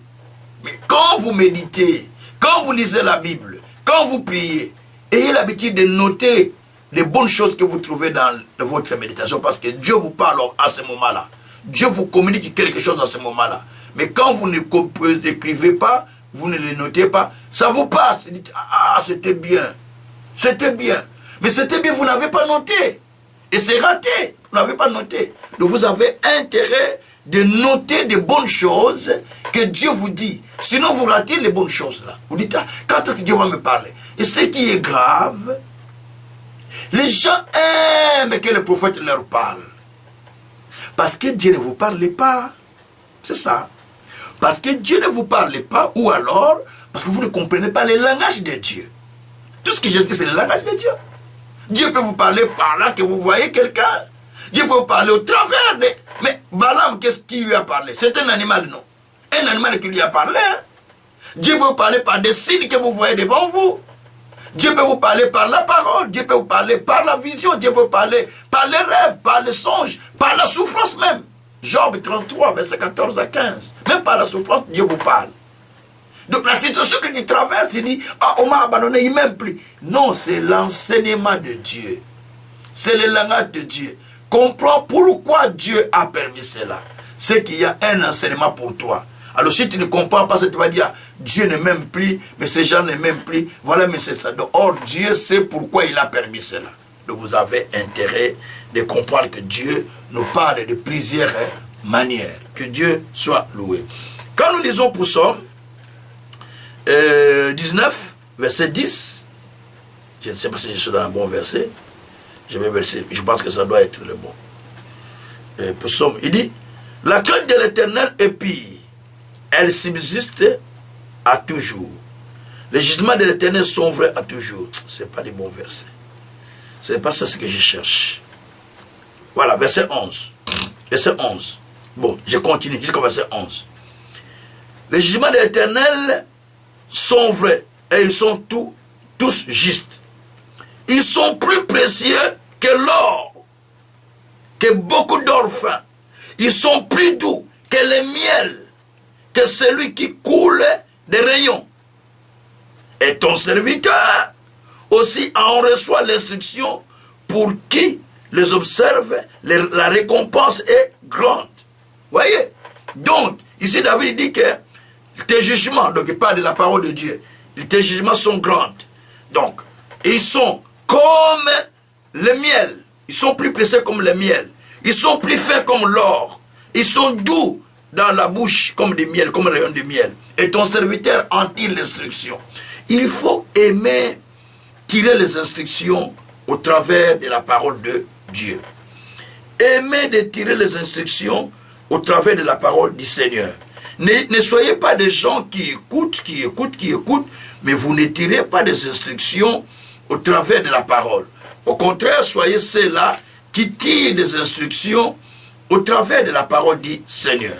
Quand vous tirez des instructions au travers de la parole du Seigneur, vous allez voir que la parole va commencer à faire de bonnes choses en vous. Mais pour tout cela, il faut qu'il y ait une méditation. Quand il n'y a pas une méditation, il n'y aura pas l'instruction de la parole du Seigneur. Une méditation, c'est quoi? Je lis et je commence à réfléchir sur ce que j'ai lu. Une méditation, c'est quoi? J'ai écouté, j'ai réfléchi sur ce qui m'a été dit par Dieu, ou sur ce que j'ai écouté. Une méditation, c'est quoi? Je n'ai même pas la Bible, mais je pense à la parole. Parce que quand vous lisez Genèse 24, verset 63, vous allez voir dans ce verset, on nous parle d'Isaac qui est allé dans le champ pour méditer. Après que sa maman était décédée, Sarah est morte, la Bible dit, il est allé maintenant dans les champs, en train de penser. Méditer, c'est penser. Méditer, en grec, c'est memra. En hébreu, c'est memra plutôt. Memra veut dire ressortir les pensées. Ressortir les pensées. Et quand ces pensées sortent, ça devient la parole, ça va devenir vraiment le memra, les paroles libérées. Ce sont des idées qui sont libérées. Alors, nous avons besoin de sortir les pensées au fond de nous. Pour que cela sorte, il faut qu'il y ait une méditation. Quand il n'y a pas une méditation, les pensées ne sortiront pas. Nous sommes dans Psaume 119, verset 103. Psaume 119, verset 103, je vais voir, 103. Donc, il faut que les pensées sortent. Pour que cela sorte, il faut que nous réfléchissions là-dessus. Quand nous réfléchissons là-dessus, et les pensées sortent. La Bible dit que tes paroles sont douces à mon palais, plus que le miel à ma bouche. Donc, il faut que ces paroles qui sont comme douces à ma bouche, je réfléchisse dans cela. C'est pourquoi Dieu a dit dans Josué 1:8, médite cette parole jour et nuit. Donc, il faut la méditer. Il faut penser. Méditer, c'est penser. Méditer, c'est réfléchir à la chose. Il ne faut pas être rapide à répliquer. Méditer avant de répondre, dit la Bible. La Bible dit qu'avant de répondre, méditez d'abord. Donc, répliquez, méditez, tournez votre langue cette fois, dit la Bible. La Bible dit, méditez même avant de répondre. Il faut méditer, veut dire réfléchir d'abord. Réfléchir, c'est faire bouillonner les pensées à l'intérieur de soi pour trouver une résolution, pour trouver quelque chose de concret. C'est ça même méditer. Réfléchir, envie de sortir quelque chose.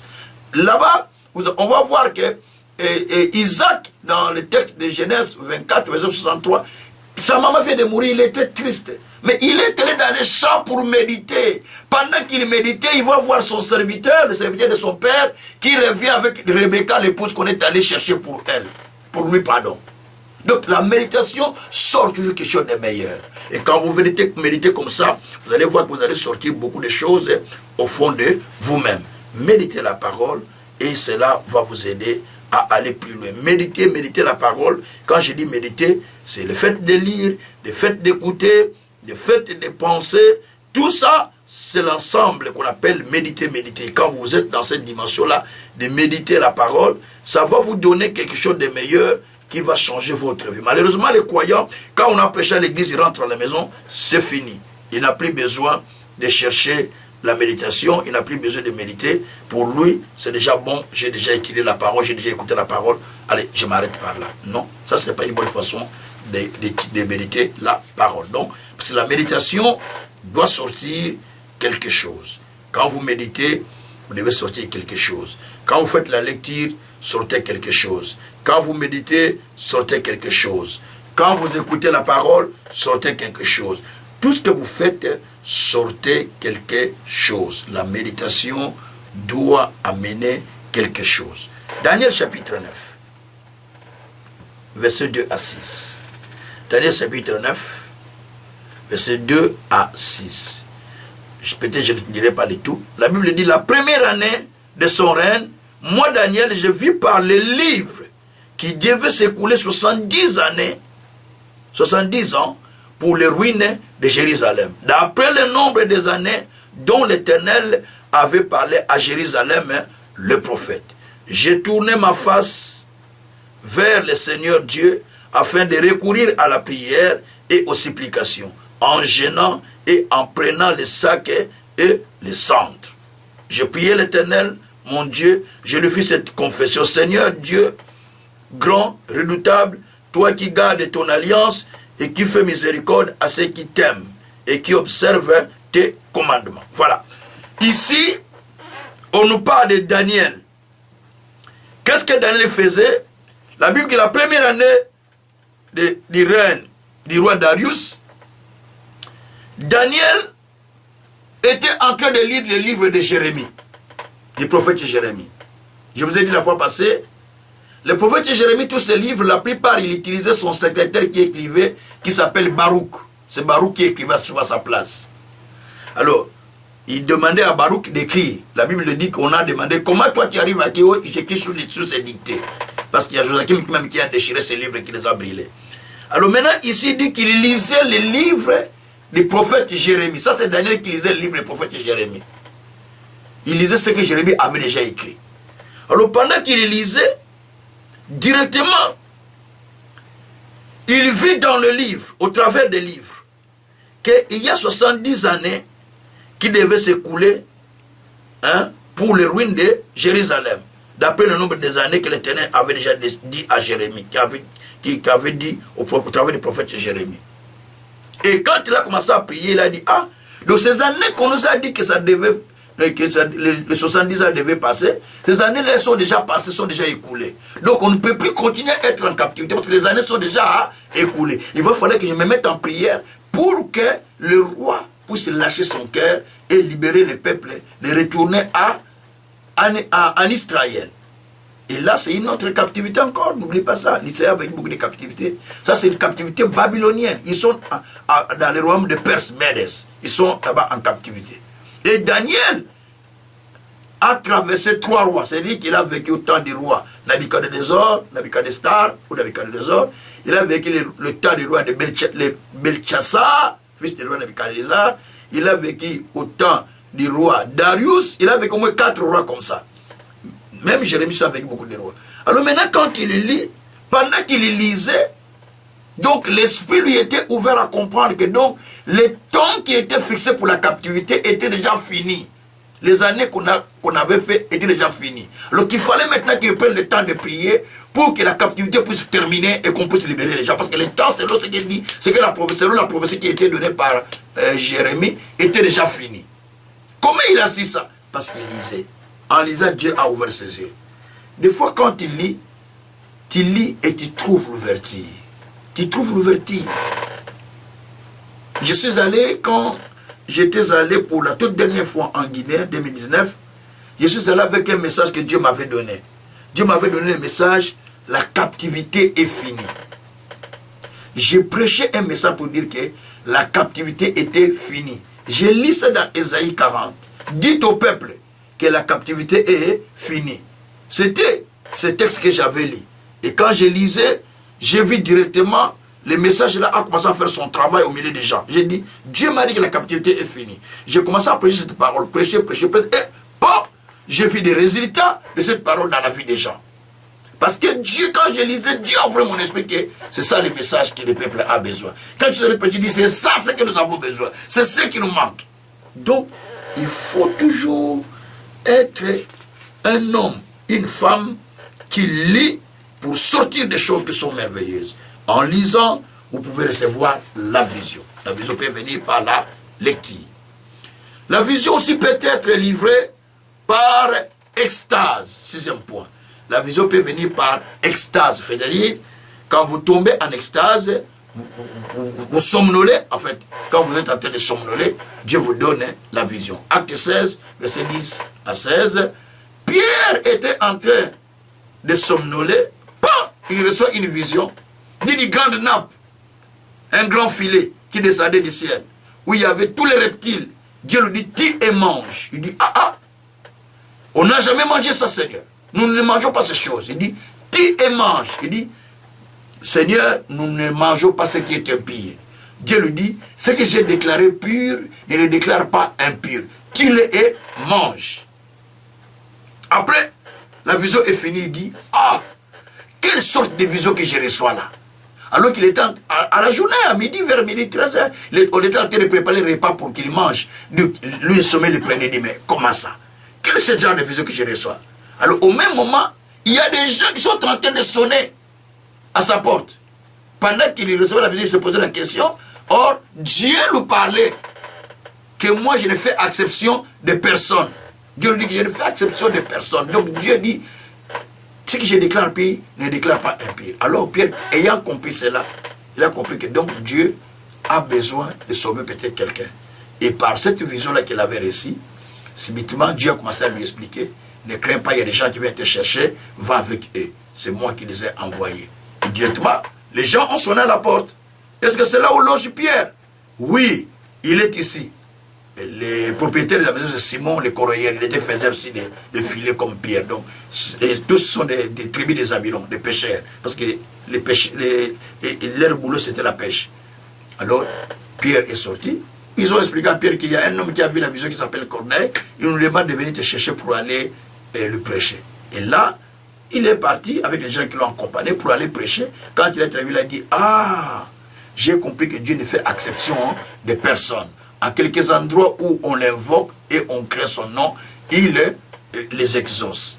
Alors, il a prêché la parole à Corneille et Corneille s'est converti. Donc, voilà, tout ça pour vous montrer simplement que dans chaque dimension que Dieu vous amène, vous avez besoin de développer la compréhension d'une vision que Dieu vous livre. Ça peut venir par l'extase, donc pendant que vous somnolez.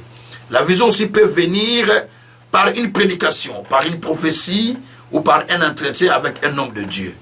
Nous allons voir ça dans 1 Roi 19, verset 19 à 21. Là, Dieu avait déjà parlé à Élie d'aller oindre Azaël roi pour Israël, Jéhu roi pour Juda, Azaël roi pour Israël, et puis d'aller oindre Élisée, prophète, à sa place.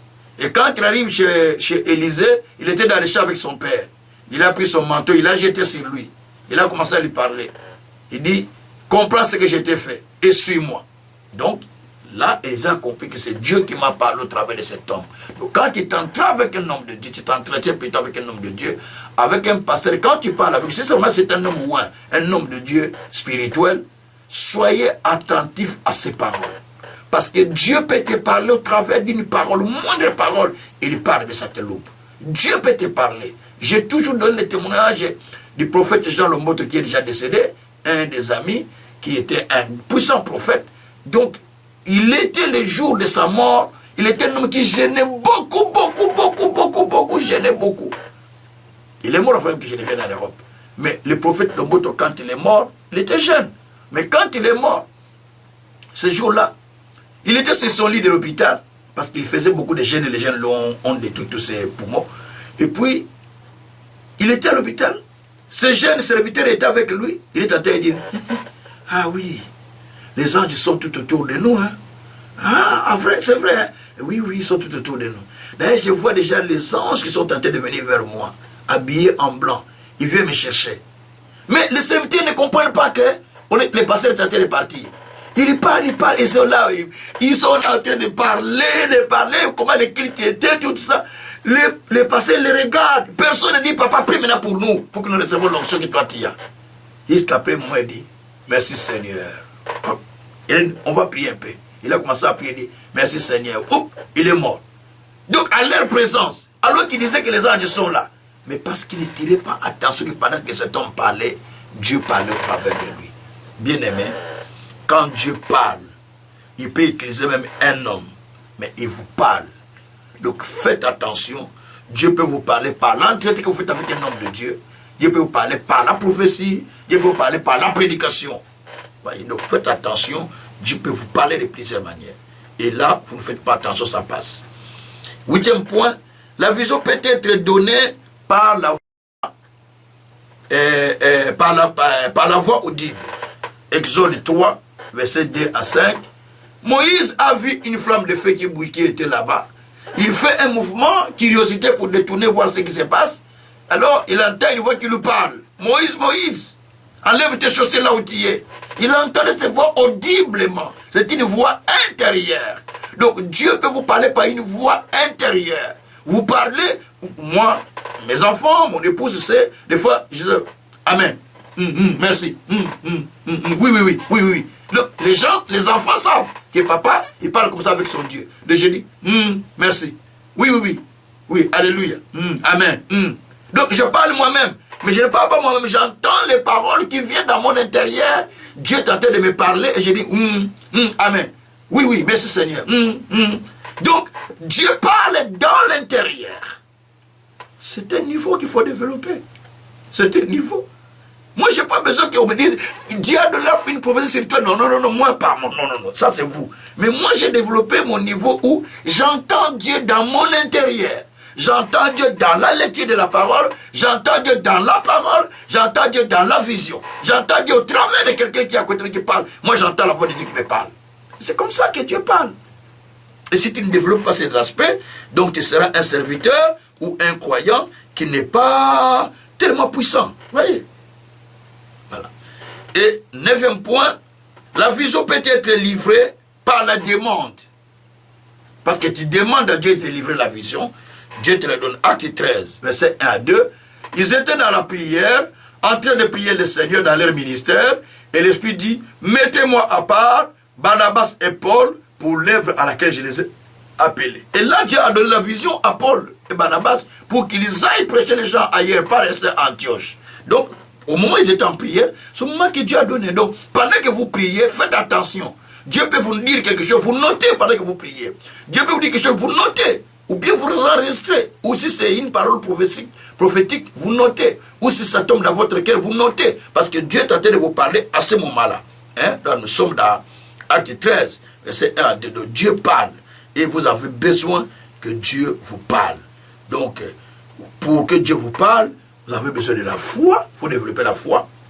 La persévérance, la patience, la motivation, l'engagement, le sérieux, la justice et la sanctification.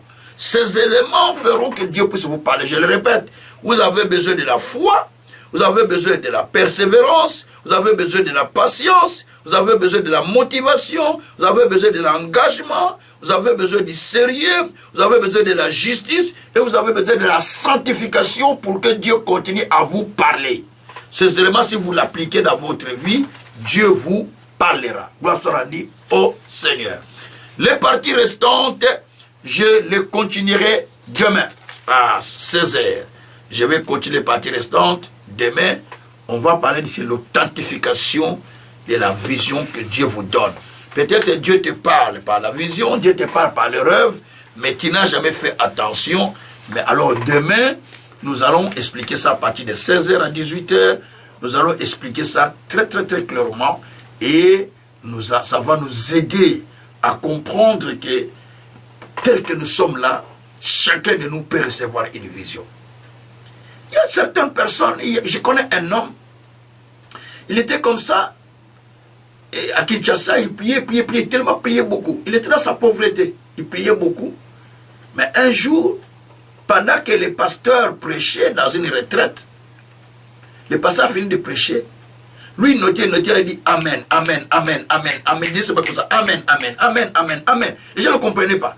Donc, il ne s'arrêtait pas. On a prié, lui, il dit seulement Amen. Les gens, on dit adorer, lui, Amen, Amen, Amen, Amen. On dit adorer, lui, Amen, Amen, Amen, Amen, Amen, Amen. Merci Jésus, Amen, Amen, merci Jésus, Amen. Or, il avait reçu un message pendant que le pasteur prêchait. Et Dieu lui a dit de se lancer dans les diamants. Il n'avait rien, même pas un frère. Et il y avait un vieux qui était dans le diamant, dans l'église, qui l'a initié dans le diamant. C'était un des anciens. L'a initié dans le domaine des diamants. Il dit non, petit, non, je vois que tu es souvent sérieux, tu es calme. Mais toi, tu peux aller avec moi aussi à Chikapa, à l'époque Chikapa. Tu peux aller avec moi à Chikapa dans les carrés des diamants, je peux t'amener. Il dit Amen. Tu es sérieux? Oui, oui, oui. Il l'a amené. Il est allé pas, Dieu l'a béni à partir. Là, il est retourné. Ils ont fait 3-4 mois après avoir travaillé. Papa, ils sont venus, ils sont retournés sur 3-4 fois. Il s'est lancé dans le diamant. Il a gagné de l'argent, il a construit des maisons, il a construit des choses. Il s'est marié, tout ça. En peu de temps, moins d'une année. Maison, femme, et tout ça. Parce que Dieu lui a parlé. Dieu m'a parlé. Quand il a témoigné, il dit Dieu m'a parlé pendant qu'on était en retraite, pendant qu'il est passé prêcher en retraite. Donc il faut être attentif. Dieu l'a parlé. Dieu parle. Vous voyez, Dieu peut te parler, mais tu ne fais pas attention. Tout le monde, Dieu lui parle. Tout le monde peut entendre la voix de Dieu. Tout le monde qui prie peut entendre la voix de Dieu. Quand vous priez, Dieu, vous priez, vous savez, vous priez. Non. Quand vous priez, baissez la voix, entendez la voix du Seigneur. Qu'est-ce que Dieu est en train de dire? Quand vous priez, baissez la voix, entendez la voix du Seigneur. Parce que Dieu parle. Ne priez pas, priez. Non. Vous priez, baissez votre voix, entendez la voix de Dieu. Qu'est-ce que Dieu est en train de dire? Des fois, vous pouvez somnoler, Dieu vous parle à ce moment-là. Mais quand vous priez, allez, combat. Quand est-ce que Dieu va vous parler? Donc, il faut baisser pour que Dieu vous parle. Ou tantôt, quand on prêche la parole, ne sois pas distrait. Oh, GSM, oh, non. Les livres dans les GSM, ce n'est pas trop bon, hein? Vous savez ça? Parce qu'on peut vous envoyer un message, vous êtes distrait. Donc, lisez avec la Bible. C'est encore mieux. Ou peut-être avec la tablette. Mais avec les GSM. Parce que c'est là où vous utilisez les GSM là. Regarde, pendant que je prête, les gens sont en train d'appeler là. Si je ne mets pas en silence, c'est comment on appelle ça? C'est en mode avion, les gens vont continuer à appeler. Donc, vous voyez donc, c'est pour vous dire simplement que vous avez intérêt de vous mettre en prière. Mais quand vous priez, cherchez à entendre la voix de votre Dieu. Qu'est-ce que Dieu me dit pour cette année ici? Quelle est l'orientation qu'il me donne? Qu'est-ce que Dieu attend de moi? Ou je vais partir dans tel pays, je vais partir dans telle ville. Est-ce que Dieu veut? Est-ce que je vais ou pas, Seigneur? Qu'est-ce que tu veux que je fasse? Où tu veux que je sois? Est-ce que là, tu veux vraiment que je sois là? Seigneur, explique-moi clairement. Dieu peut te dire non, pas la fait ça. La vie change en un clin d'œil parce que tu as entendu la voix de Dieu. Nous tous, nous avons besoin d'entendre ça. Voilà. C'est ça l'enseignement d'aujourd'hui. Donc, que Dieu donne à chacun une vision. Que Dieu donne à chacun une vision claire pour sa vie. Une vision qui te permet de faire quelque chose. Il y a certaines personnes qui étaient, que je connais, j'ai beaucoup de témoignages. Je connais une maman, il n'avait rien. Mais elle a eu la vision de développer les arachés pendant que je prêchais sur le potentiel à Kinshasa. Je prêchais sur le potentiel. Mais il a eu l'idée, il dit, ah, mais je sais quand même vendre. Au lieu de rester à la maison, il a commencé à vendre des arachides, des cacahuètes, que nous appelons cacahuètes. Papa. Et la maman, boum, s'est montée, et c'était des petits gobelets, sacs, et des sacs, c'est monté directement. La maman s'est envolée. Hein. Ouais. Donc, parce qu'il a eu la vision. J'ai encore un ami pasteur qui est venu nous prêcher, même ici en Belgique, qui est ghanéen. Il était à Paris. Il était aux États-Unis. Il travaillait dans une entreprise où on livrait les cacahuètes, beaucoup de choses comme ça. Lui, il a commencé à prendre les arachides des Sénégal et des Ghana pour l'amener aux États-Unis. Il a commencé à faire. Aujourd'hui, il est patron avec plus de 100 personnes qui travaillent chez lui. Il est même millionnaire. Mais il venait nous prêcher là-bas. Il a prêché 2 fois. À Matongé, quand on était encore à l'église de Matongé. Vous voyez, à Bruxelles. Donc, vous voyez tout ça pour vous faire voir que les gens développent des idées simplement comme ça, avec peut-être une vision, peut-être avec ce qu'il a entendu, il développe une pensée, bon, je vais faire telle chose. Il le fait et Dieu le bénit avec ça. Donc, tout le monde peut recevoir une vision de faire quelque chose dans la vie. Voilà. Prions le Seigneur. S'il n'y a pas de questions, on va prier le Seigneur. S'il y a une question, vous me posez rapidement. S'il n'y a pas de questions, on va prier le Seigneur et vous pouvez poser les questions à la fin. Nous prions le Seigneur. Libérez vos micros, prions le Seigneur ensemble. Demandez à Dieu de vous donner l'esprit d'entendre sa voix. C'est ce que vous demandez. Demandez à Dieu, donne-moi l'esprit d'entendre ta voix, de comprendre ta vision. Prions le Seigneur. Alléluia. Seigneur Dieu Tout-Puissant, nous te prions, Père.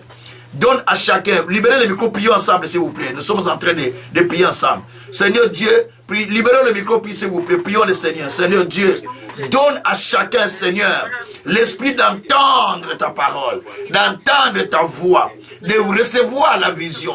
Seigneur, donne, Seigneur, à chacun, Seigneur, la possibilité d'entendre ta voix. Oh Dieu, ouvre, Seigneur, mon entendement. Ouvre, Seigneur, mes oreilles spirituelles. Ouvre, Seigneur, mes yeux spirituels. Je vais t'entendre et je vais te voir. Je vais t'entendre et je vais te voir. Je vais t'entendre, Seigneur, je vais te voir. Seigneur Dieu, ouvre mes yeux spirituels. Ouvre mes oreilles spirituelles. Ouvre mon entendement spirituel. Seigneur, je vais entendre, oh Dieu. J'ai besoin d'entendre ta voix, Père éternel. Seigneur, ouvre, Seigneur, mes oreilles pour que j'entende, Seigneur. Sans toi, je ne peux rien, Seigneur. Mais ouvre mes oreilles, Père, pour que j'entende, mon Dieu, mon roi. Je vais entendre, Seigneur. Je vais entendre, Seigneur. Je vais entendre ta voix, Seigneur. Parle-moi, Seigneur. Parle-moi, Seigneur. Ouvre, Seigneur, mes yeux spirituels pour voir. Ouvre mes oreilles spirituelles pour entendre, Seigneur. Je vais entendre, Seigneur. Je vais voir, Seigneur. Et je vais entendre, Seigneur. Ouvre-moi les yeux spirituels. Ouvre-moi les oreilles spirituelles. Je vais entendre et je vais voir. Je vais t'entendre et je vais te voir. Seigneur, illumine les yeux de mon esprit pour que je voie ce qui est caché. Illumine les yeux de mon cœur pour que je voie ce qui est caché. Ouvre mes yeux spirituels, Père, pour que je voie. Seigneur, donne une orientation plus claire dans la vie de chacun de nous. Dans la vie de chacun, une orientation très claire, Seigneur. Oh Dieu, donne une direction très claire. Donne une orientation très claire. Donne l'éclaircissement dans la vie, Seigneur. Nous ne voulons pas continuer à tâtonner. Mais Seigneur, ouvre-nous les yeux. Ouvre-nous les yeux pour que nous puissions aller plus loin. Ouvre-nous les yeux pour que nous puissions aller plus loin, Seigneur. Ouvre notre esprit, mon Père. Ouvre notre esprit, mon Père. Ouvre notre esprit, mon Père. Ouvre l'esprit, Seigneur. Enseigne chacun de nous, Seigneur. Parle, Seigneur. Parle, Seigneur. Parle, Seigneur. Parle aux oreilles de chacun. Oh Dieu, libère la vision de chacun. Libère la vision de chacun. Libère la vision de chacun. La braka sakarabaye kenyama. Libère la vision de chacun. Les groko sakarabaye kenyama. Libère la vision de chacun, Seigneur. Nous voulons t'entendre, mon Dieu. Nous voulons t'écouter, mon roi. Nous voulons marcher dans ta direction, mon Seigneur. Nous avons longtemps tâtonné. Nous avons longtemps tâtonné, essayé. Mais Dieu, nous ne voulons plus essayer. Nous voulons être sûrs de ta direction. Nous voulons être sûrs de ta vision. Nous voulons être sûrs de ce que tu nous dis, Seigneur. Oh Dieu, ouvre nos yeux spirituels comme tu as ouvert celui de Daniel. Ouvre nos oreilles spirituelles pour entendre, oh Dieu, comme Ézéchiel entendait. Dieu, ouvre, Seigneur. Ouvre nos yeux tout-puissants, que nous ne faisons pas n'importe quoi, que nous n'allons pas n'importe où, mais que nous faisons ce que toi tu veux, que nous agissons selon ta parole, que nous opérons selon ce que toi tu veux. Béni soit-il le Seigneur, béni soit-il notre Dieu, béni soit-il le grand Dieu, le grand roi, que tu sois élevé, que tu sois loué, que tu sois adoré infiniment. Merci mon Père, mon Dieu, merci mon Seigneur. J'ai détruit l'aveuglement dans ma vie, détruisez l'aveuglement, détruisez la surdité, détruisez l'aveuglement, détruisez la surdité, détruisez l'aveuglement, détruisez la surdité. C'est-à-dire, j'ai détruit la surdité spirituelle, j'ai détruit l'aveuglement spirituel, j'ai détruit la surdité spirituelle, j'ai détruit l'aveuglement spirituel, j'ai détruit la surdité spirituelle, j'ai détruit l'aveuglement spirituel par le nom de Jésus, par le nom nom de Jésus, j'ai détruit la surdité spirituelle. J'ai détruit l'aveuglement spirituel. L'aveuglement spirituel, je le détruis. La surdité, je le détruis. L'aveuglement, je le détruis. La surdité, je le détruis. Par le nom de Jésus. Par le nom de Jésus. Merci mon Dieu, mon roi. Merci mon Seigneur. Sois adoré mon Père. Sois lui mon véritable Dieu. Au nom puissant de notre Seigneur Jésus-Christ. Merci Seigneur Jésus-Christ. Alléluia. Shabakuriaba kasakaraba. Alléluia. Shabrakasakaraba lekiriaba. Satariabu rokuriaba sataraba. Alléluia. Dieu Tout-Puissant, nous te bénissons pour la parole que tu nous as enseignée aujourd'hui. Nous avons compris, Seigneur, que tu nous livres la vision facilement. Mais des fois, nous étions ignorants de comment tu nous livres la vision. Amen. À chacun ici présent, tu as une vision particulière pour sa vie. Amen. Tu as une vision particulière pour la vie de chacun. Bien que tu aies une grande vision pour nous, c'est d'aller sauver ceux qui sont captifs. Ceux qui sont, Seigneur, retenus. Mais dis-moi à chacun, tu as mis une vision particulière pour sa vie. Éternel Dieu, ne nous laisse pas encore tâtonner, mais laisse-nous marcher dans la vision de la vie. Car chacun de nous a besoin de ça, Seigneur de gloire. Permets que nous marchions dans la vision de la vie. Permets que nous parlons selon la vision de la vie. Permets que nous vivons selon la vision de la vie. Oh Dieu, laisse que nous puissions, éternel Dieu, intérioriser ce que toi tu nous as dit. Amen. Laisse que nous puissions, Seigneur, intérioriser ce que toi tu nous rappelles chaque fois. Éternel Dieu, nous n'avons pas une autre personne sans toi. Nous comptons sur ta grâce. Nous comptons sur ta miséricorde. Nous comptons sur ta puissance. Nous comptons sur ta paix. Tu nous enseignes la voie de salut. Tu nous apprends beaucoup de choses. Seigneur Dieu, aujourd'hui nous avons encore compris beaucoup de choses. Seigneur Dieu, n'abandonne pas ton peuple. N'abandonne pas tes serviteurs et servantes.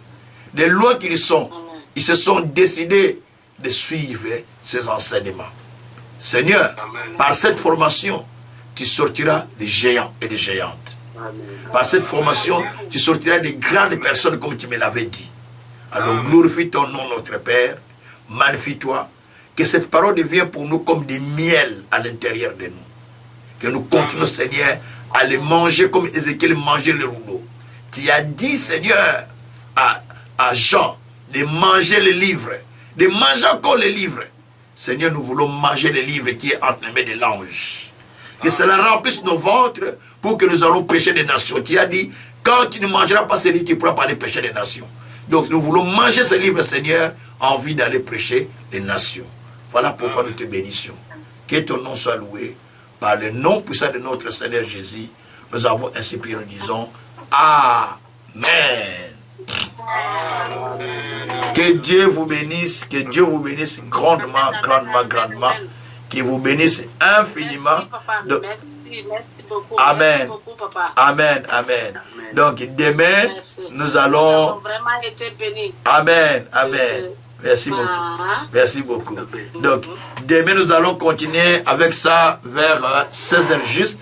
Nous redémarrons. Vous avez déjà des liens.